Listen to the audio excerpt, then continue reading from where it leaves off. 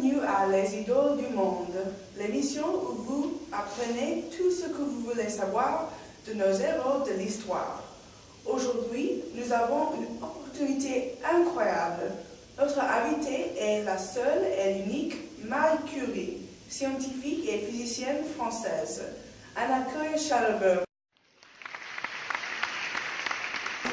Bonjour. Alors, Madame Curie, bienvenue. Comment allez-vous? Je vais bien, merci de m'avoir invitée. Bien sûr. Alors, commençons. La première question, j'ai dit que vous êtes une physicienne française, mais ce n'est pas complètement vrai. Mais oui, vous êtes d'origine polonaise? Oui, je suis née en Varsovie et mes parents étaient des professeurs en Varsovie. Et quand avez-vous déménagé en France? Je suis venue en France en 1891 quand j'avais 24 ans. Ah, vous êtes très jeune. Et le changement est-il difficile pour vous? Oui, en fait, c'était très difficile. J'ai dû apprendre le français et bien sûr, ça posait quelques problèmes.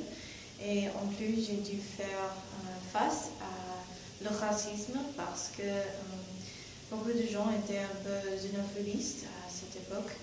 Et bien sûr, j'étais une étudiante et j'ai dû travailler pour me débrouiller. Ah oui, c'est un problème aussi aujourd'hui. Alors, vous aviez une maison dans le quartier latin, près de l'Université de Paris. Est-ce que c'était la raison pour laquelle vous avez déménagé? Oui, j'ai voulu obtenir un diplôme et les universités françaises étaient mieux que les universités polonaises.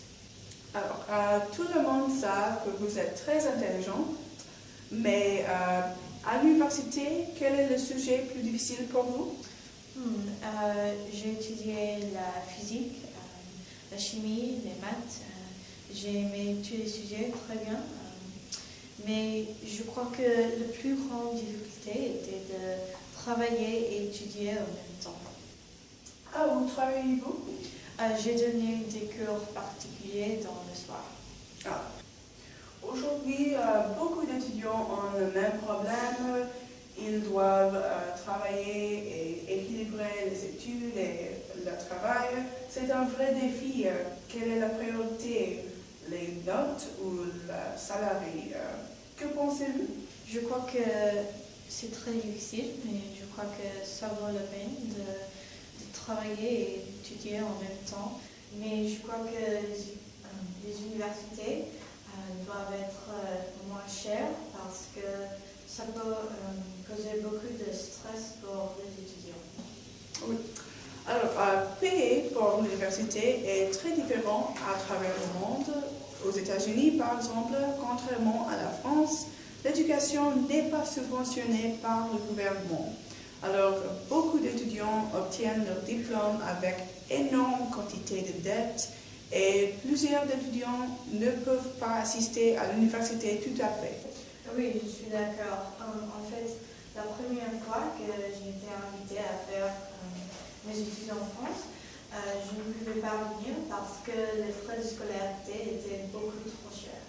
Alors, en 1903, vous avez reçu le prix Nobel pour la physique et en 1906, vous avez devenu la première professeure féminine à l'Université de Paris.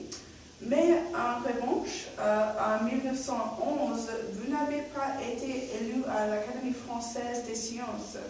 Est-ce que vous savez la raison? Oui, comme une immigrante polonaise, j'ai enduré beaucoup de discrimination de la presse et aussi du droite extrême politique. Il y avait une attitude de xénophobie à ce temps-là. Malheureusement, cette attitude n'a pas changé beaucoup. Aujourd'hui, il y a le racisme, la xénophobie à beaucoup de pays.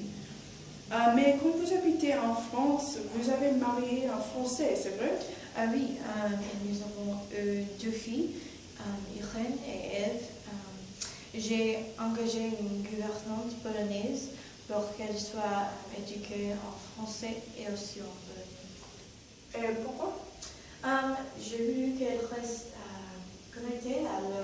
culture ancestrale et je crois que la langue est une partie très importante de la culture. Alors, à votre avis, quels sont les atouts du bilinguisme? Je vois que c'est un grand avantage pour obtenir des opportunités.